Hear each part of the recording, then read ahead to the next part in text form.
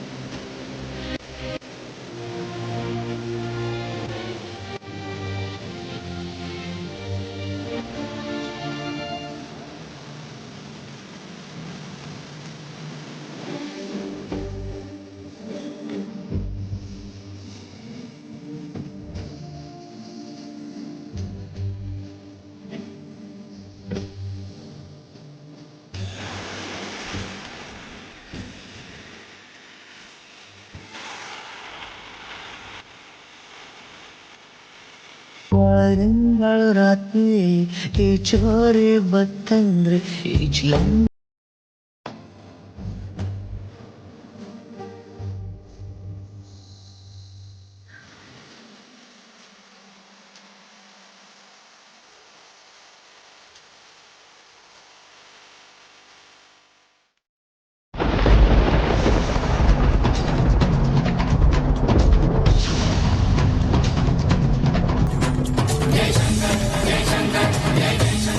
ಇಲ್ಲ ಇಲ್ಲ, ಇದು ಕನಸಷ್ಟೇ. ಕನಸು ಕನಸಾಗಿ ಉಳಿಬೇಕು, ನಿಜ ಆಗ್ಬಾರ್ದು. ಹಾಕೋದಿಕ್ಕೆ ಈ ಶೇಷ ಬಿಡಲ್ಲ. ಅಮೃತ ಅನ್ನೋ ಅಡ್ಡಿ ದೂರ ಆದ್ರೇನೆ ಅರ್ಜುನ್ ಅವರು ನನಗ್ ಸಿಗೋದು. ಇನ್ನು ನಾನು ಸುಮ್ನೆ ಇದ್ದು ನನ್ನ ಭಾಗ್ಯನ ಪರೀಕ್ಷೆ ಮಾಡಬಾರ್ದು. ಇದು ನಿರ್ಧಾರ ಮಾಡೋ ಸಮಯ. ಅಮೃತ ಅನ್ನೋ ಮುಳ್ಳು ಶಾಶ್ವತವಾಗಿ ನನ್ನ ದಾರಿಯಿಂದ ದೂರ ಆಗ್ಬೇಕು. ಹೇಗಿದ್ರು ಅರ್ಜುನ ಅಲ್ಲೇ ಇದ್ದಾನೆ. ಅವನ ಮುಖಾಂತರನೇ ಅಮೃತಗೆ ಮುಕ್ತಿ ಕೊಡ್ಬೇಕು. ಆಗ್ಲೇ ಈ ಶೇಷ ಅನ್ಕೊಂಡಿರೋದು ಹಾಕೋದು.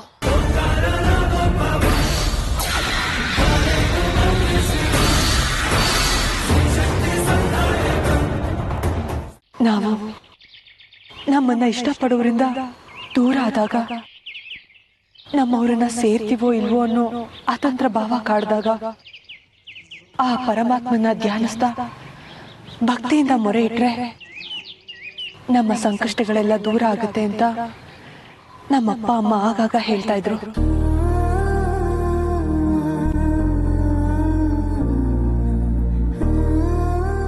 ಊಟ ಬೇಡ ಅಂದ್ರೆ ನಾನ್ ನಿಮ್ಮನ್ನ ಬಲವಂತ ಮಾಡಲ್ಲ, ಆದ್ರೆ ಈ ಪ್ರಸಾದನಾದ್ರೂ ತಗೊಳ್ಳಿ.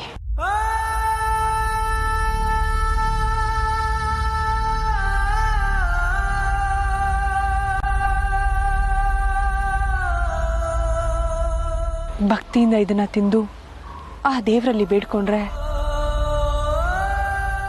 ನಿಮ್ಮೆಲ್ಲ ಸಂಕಟಗಳು, ನೋವುಗಳು ದೂರ ಆಗಬಹುದು.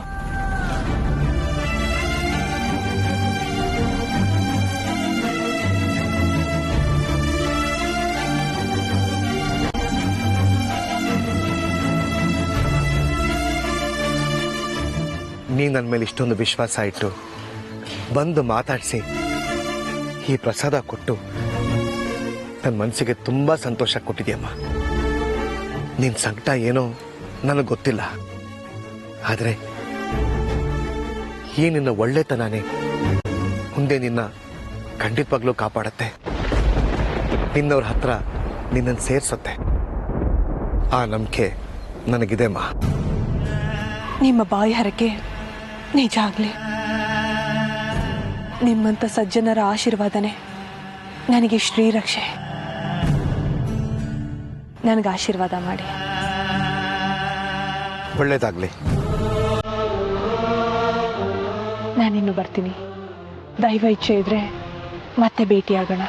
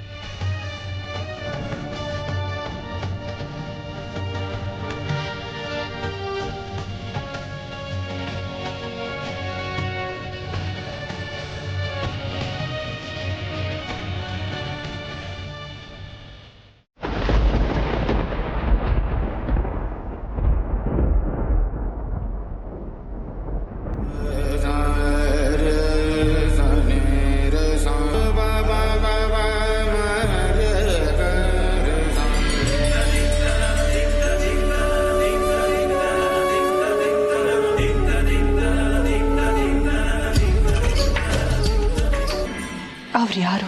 ಯಾಕೆ ಪದೇ ಪದೇ ಈ ರೀತಿ ನನಗೆ ನೆನಪಾಗ್ತಿದ್ದಾರೆ? ನಾನು ಅವರು ನೋಡಿದ್ದಿದೆ ಮೊದಲನೇ ಸಾರಿ ಅಲ್ವಾ? ಆದ್ರೂ ಯಾಕೆ ಎಷ್ಟೋ ವರ್ಷಗಳಿಂದ ನನಗವರು ಗೊತ್ತಿದ್ದಾರೆ ಅಂತ ಅನ್ನಿಸ್ತಿದೆ.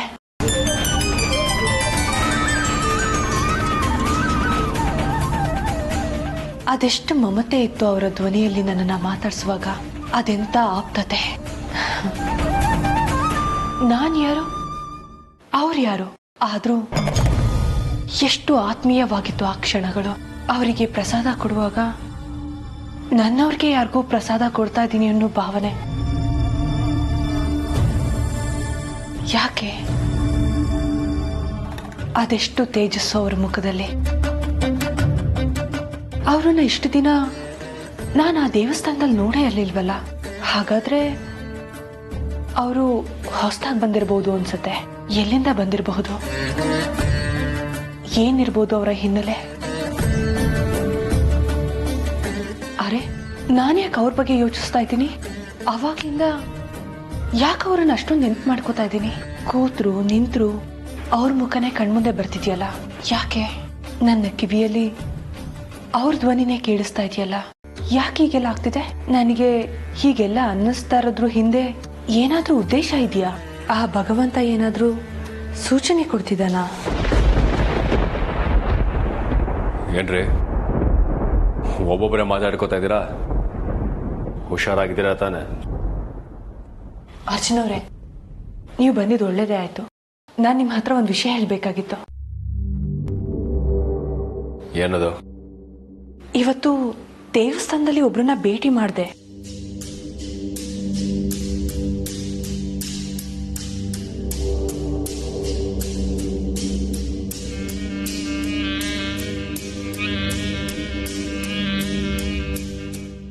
ಆ ಭಿಕ್ಷುಕನ ಬಗ್ಗೆ ಇಷ್ಟೊಂದು ವರ್ಣನೆ ಬೇಕಾ?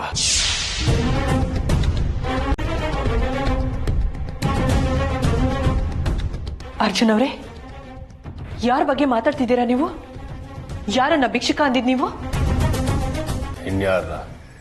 ಇಷ್ಟೊತ್ತು ಆಹಾ ಓಹೋ ಅಂತ ವರ್ಣನೆ ಮಾಡ್ತಿದ್ರಲ್ಲ, ಆ ಭಿಕ್ಷುಕನ್ನ. ದೇವಸ್ಥಾನದಲ್ಲಿರೋ ಭಿಕ್ಷುಕನ್ಗೆ ಇಷ್ಟೊಂದು ಆಸಕ್ತಿ ಕೊಟ್ಟು ವರ್ಣಿಸ್ತಾ ಇದ್ದೀರಲ್ಲ, ಕೇಳಿದ್ರೆ ನಗು ಬರ್ತಾ ಇದೆ ನನಗೆ. ಅವನ್ ಬಿಟ್ಟು ಬೇರೆ ಯಾರು ಸಿಗ್ಲಿಲ್ವಾ ನಿಮ್ಗೆ? ಅರ್ಜುನ್ ಅವರೇ, ಅವ್ರ ಬಗ್ಗೆ ಹಾಗೆಲ್ಲ ಲಘುವಾಗಿ ಮಾತಾಡಬೇಡಿ. ಇಷ್ಟಕ್ಕೂ ಅವ್ರ ಬಗ್ಗೆ ಹೀಗೆಲ್ಲ ಮಾತಾಡ್ತಿರಲ್ಲ. ನೀವೆಲ್ಲಿ ನೋಡಿದ್ರಿ ಅವ್ರನ್ನ? ನೀವು ದೇವಸ್ಥಾನದ ಒಳಗಡೆನೆ ಬರ್ಲಿಲ್ಲ. ಅವ್ರ ಬಗ್ಗೆ ಈ ರೀತಿ ಲಘುವಾಗಿ ಮಾತಾಡೋದಿಕ್ಕೆ ಅವ್ರ ಬಗ್ಗೆ ನಿಮ್ಗೆ ಏನ್ ಗೊತ್ತು? ಭಿಕ್ಷಕರನ್ನ ನೋಡೋದಕ್ಕೆ ದೇವಸ್ಥಾನದ ಒಳಗಡೆನೆ ಬರ್ಬೇಕು ಅಂತ ಏನಿಲ್ಲ. ನಾನು ಹೊರಗಡೆ ಕೂತಾಗೂನು ಅಲ್ಲೇ ಓಡಾಡ್ತಾ ಇದ್ದ ಅವನ್ನ ನಾನು ನೋಡ್ದೆ. ನೀವು ಹೇಳಿದ ತರ ಏನು ವಿಶೇಷ ನನಗೆ ಕಾಣಿಸ್ತಿಲ್ಲ. ನನಗೇನು ಗೊತ್ತು ಅಂತ ಕೇಳ್ತಾ ಇದ್ರಲ್ಲ ಅವನ ಬಗ್ಗೆ. ನಿಮಗೆ ಏನು ಗೊತ್ತು? ಏನೋ ನೀವು ಬಡಿಸಿದ್ರಿ ಅಂತ 4 ಮಾತು ಹೆಚ್ಚಾಡಿದ ನಿಮ್ಮ ಹತ್ರ. ಅಷ್ಟು ಮಾತ್ರಕ್ಕೆ ಅವನ ಬಗ್ಗೆ ಎಲ್ಲ ಗೊತ್ತು ಅನ್ನೋ ಥರ ಮಾತಾಡ್ತಾ ಇದ್ದೀರಲ್ಲ. ಈ ಕೆಲ್ಸಕ್ಕೆ ಬಾರದೇ ಇರೋ ವಿಷಯಗಳನ್ನ ಬಿಟ್ಟು ನಿಜವಾಗ್ಲೂ ಏನಾದರೂ ಕೆಲಸ ಇದ್ರೆ ಅದನ್ನ ನೋಡ್ಕೊ ಹೋಗಿ.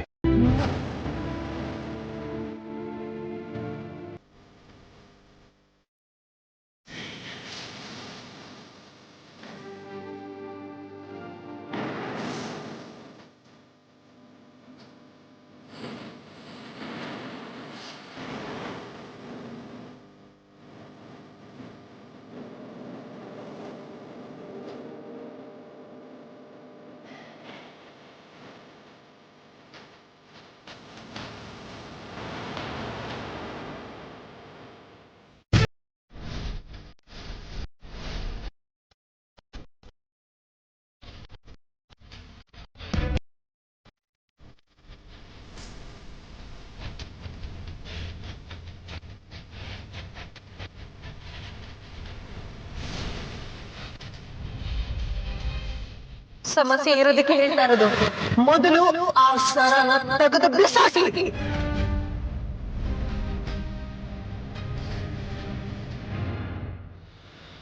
ಇವ್ರು ಯಾಕೆ ನನ್ನ ಅಮೃತವ್ರಲ್ಲ ಅಂತ ಅನ್ನಿಸ್ತಾ ಇದೆ. ಅಮೃತವ್ರು ಯಾವತ್ತೂ ಗುರುಗಳ ಬಗ್ಗೆ ಅಷ್ಟು ಲಘುವಾಗಿ ಮಾತಾಡಿದವ್ರಲ್ಲ. ಇವತ್ತು ಯಾಕೆ ಸರನ ಕಿತ್ತು ಬಿಸಾಕಿ ಅನ್ನೋ ಥರ ಮಾತಾಡಿದ್ರು.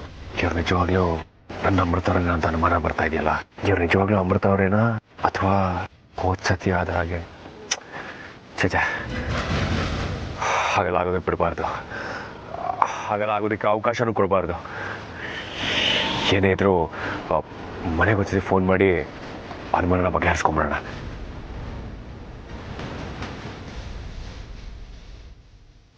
ಫೋನ್ ಮನೇಲೇ ಬಿಟ್ಬಿಟ್ಟಿದ್ದೀನಲ್ಲ, ಏನ್ ಮಾಡೋದು?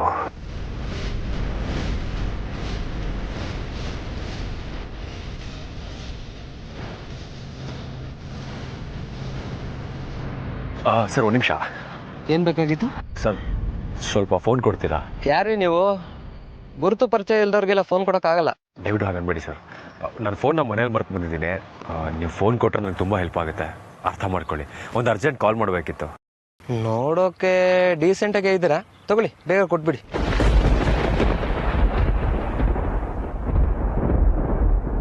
ಅರ್ಜುನ್ ಅವರೇ, ಇಲ್ಲೇನ್ ಮಾಡ್ತಿದ್ದೀರಾ? ಇವ್ರು ಯಾರು? ಏನಿಲ್ಲ ಕಣ್ರಿ, ಇಲ್ಲಿ ಊಟ ಮಾಡೋದಕ್ಕೆ ಒಳ್ಳೆ ಹೋಟ್ಲ್ ಎಲ್ಲಿದೆ ಅಂತ ಕೇಳ್ತಾ ಇದ್ದೆ. ಸರ್, ಇಲ್ಲಿ ಊಟ ಮಾಡೋದಕ್ಕೆ ಒಳ್ಳೆ ಹೋಟ್ಲ್ ಎಲ್ಲಿದೆ ಸರ್? ಹಾ, ನೋಡಿ, ಅಲ್ಲೊಂದು ಶೆಡ್ ತರ ಹೋಟ್ಲ್ ಕಾಣಿಸ್ತಾ ಇದೆ ನೋಡಿ. ಅಲ್ಲಿ ಸ್ಟೇ ಆಗಕ್ಕೆ ಜಾಗನೂ ಇದೆ, STD ಬೂತು ಅಲ್ಲೇ ಇದೆ, ಊಟನೂ ಸಿಗುತ್ತೆ ಅಲ್ಲಿ. ಥ್ಯಾಂಕ್ ಯು ಸರ್, ತುಂಬ ಉಪಕಾರ ಆಯಿತು. Okay, thank you.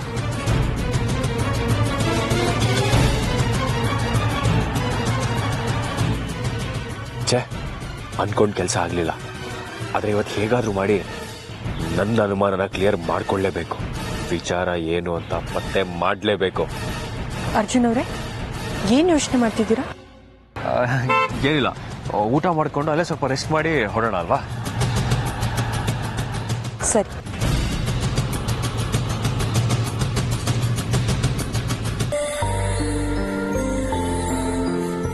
ಹೇಮಾ,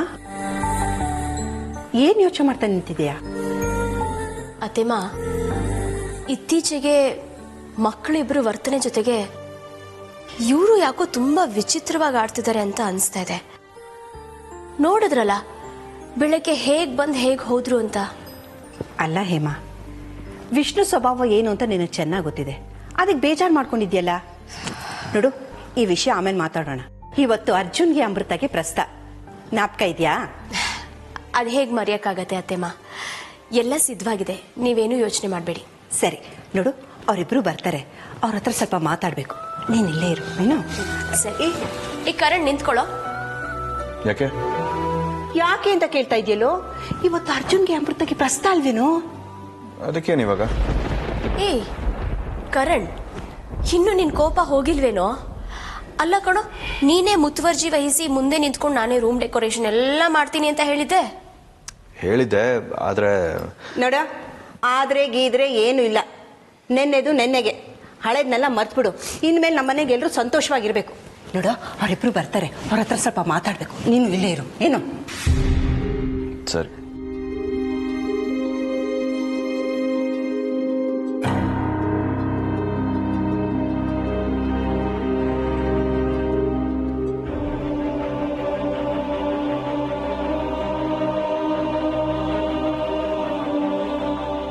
ಓಹೋಹೋ, ಬಂದ್ರಪ್ಪ ನಮ್ಮ ಮಧುಮಕ್ಕಳು. ಅಲ್ಲ ಕಣ್ರೋ, ಇಷ್ಟ ದಿನ ಪ್ರಸ್ತ ಯಾವಾಗ ಅಂತ ನೀನ್ ಕೇಳ್ತಾ ಇದ್ದೆ. ಇವತ್ತು ನಿಮ್ ಪ್ರಸ್ತದ ದಿನ.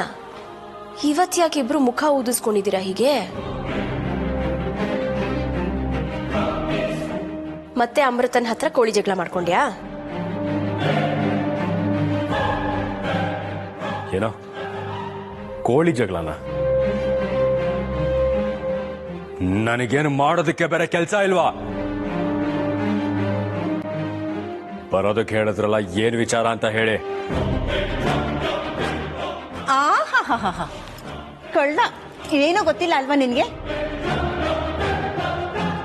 ಹೇಯ್, ಇವತ್ತು ನಿಮ್ಮಿಬ್ಬರಿಗೆ ಪ್ರಸ್ತ ಕೊಡೋ. ಮರ್ತ್ಬಿಟ್ಟ? ನೋಡು, ನಿಮ್ಗೋಸ್ಕರ ಬಟ್ಟೆ ಒಡವೆ ಎಲ್ಲ ತಂದಿದ್ದೀನಿ. ಅದನ್ನ ಹಾಕೊಂಡು ದೇವರಿಗೆ ದೀಪ ಹಚ್ಬೇಕು. ಅರ್ಥ ಆಯ್ತಾ? ಅಜ್ಜಿ, ಅತ್ತೆ, ನನಗೆ ಈ ಪ್ರಸ್ತಾವ ಬೇಡ.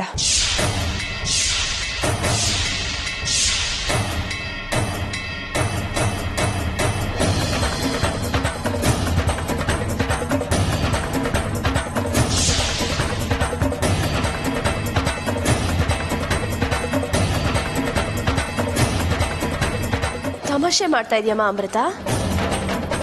ಬೇಡ ಅಂದ್ರೆ ಅರ್ಥ ಏನು? ನನಗಿಷ್ಟ ಇಲ್ಲ ಅತ್ತೆ.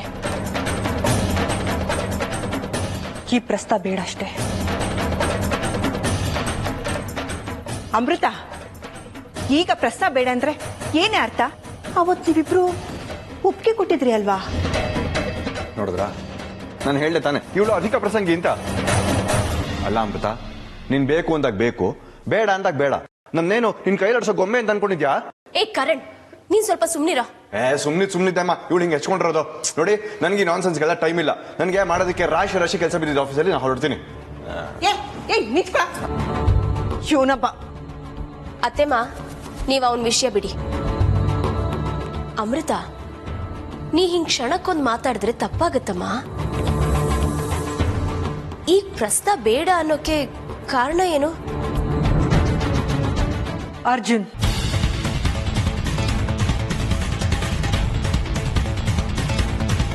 ನಾನು ಪ್ರಸ್ತಾವ ಬೇಡ ಅಂತ ಹೇಳೋದು ಕಾರಣ ಅರ್ಜುನ್ ಅವರು ಅತ್ತೆ. ನಿಮ್ಮ ವಾದ ನಾವು ಸಮರ್ಥಿಸ್ಕೊಳ್ಳೋದಕ್ಕೆ ನನ್ನ ಕಡೆ ಬೆರಳು ಮಾಡಿ ತೋರಿಸ್ತಾ ಇದ್ದೀರಾ? ಇದನ್ನೇ ಅತ್ತೆ, ಇದನ್ನೇ ನಾನು ಹೇಳಿದ್ದು. ನೋಡಿದ್ರಾ ಯಾವ ರೀತಿ ಮಾತಾಡ್ತಿದ್ದಾರೆ ಅಂತ? ನನ್ನ ಅರ್ಜುನ್ ಯಾವತ್ತೂ ಈ ರೀತಿ ಮಾತಾಡಿರ್ಲಿಲ್ಲ.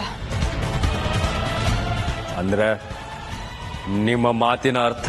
ಅದನ್ನ ನೀವೇ ಅರ್ಥೈಸ್ಕೊಳ್ಳಿ. ನಿಮ್ಮನ್ನ ನೀವೇ ಪ್ರಶ್ನೆ ಮಾಡಿ ಕೇಳ್ಕೊಳ್ಳಿ. ಅಜ್ಜಿ, ಅತ್ತೆ, ನನ್ನ ಮನಸ್ಸಿಗೆ ಈಗಲೂ ಇವರು ನನ್ನ ಅರ್ಜುನ್ ಅಲ್ಲ ಅಂತಾನೆ ಅನ್ನಿಸ್ತಾ ಇದೆ. ನನ್ನ ಅರ್ಜುನ್ ಯಾವತ್ತೂ ನನ್ನ ಕಣ್ಣಲ್ಲಿ ನೀರು ಬರೆಸ್ತವ್ರಲ್ಲ. ಈ ಅರ್ಜುನ್ ಆ ರೀತಿ ಮಾಡಿದ್ದಾರೆ. ನನ್ನ ಅರ್ಜುನ್ ಯಾರ ಬಗ್ಗೆನೂ ಕೇವಲವಾಗಿ ಮಾತಾಡ್ದವ್ರಲ್ಲ. ಈ ಅರ್ಜುನ್ ಆ ರೀತಿ ನಡ್ಕೊಂಡಿದ್ದಾರೆ. ನನ್ನ ಅರ್ಜುನ್ ಯಾವತ್ತೂ ದೊಡ್ಡವ್ರ ವಿರುದ್ಧ ಮಾತಾಡ್ದವ್ರಲ್ಲ. ಆದ್ರೆ ಇವರು ಅದೆಲ್ಲ ಮಾಡಿದ್ದಾರೆ. ನನ್ನ ಅರ್ಜುನ್ ಯಾವತ್ತೂ ನನ್ನ ಪರ ನಿಂತು ನನ್ನ ದನಿ ಆಗಿರೋರು. ನನ್ನನ್ನ ಎಲ್ಲೂ ಬಿಟ್ಕೊಡ್ತಾ ಇರ್ಲಿಲ್ಲ. ಆದ್ರೆ ಈ ಅರ್ಜುನ್ ನನ್ನನ್ನ ಬಿಟ್ಕೊಟ್ರು ಅತ್ತೆ. ಖಂಡಿತವಾಗ್ಲೂ ಇವರು ನನ್ನ ಅರ್ಜುನ್ ಆಗೋದಕ್ಕೆ ಸಾಧ್ಯನೇ ಇಲ್ಲ. ನನಗೆ ಈ ಪ್ರಸ್ತಾವ ಬೇಡವೇ ಬೇಡ ಅಷ್ಟೇ.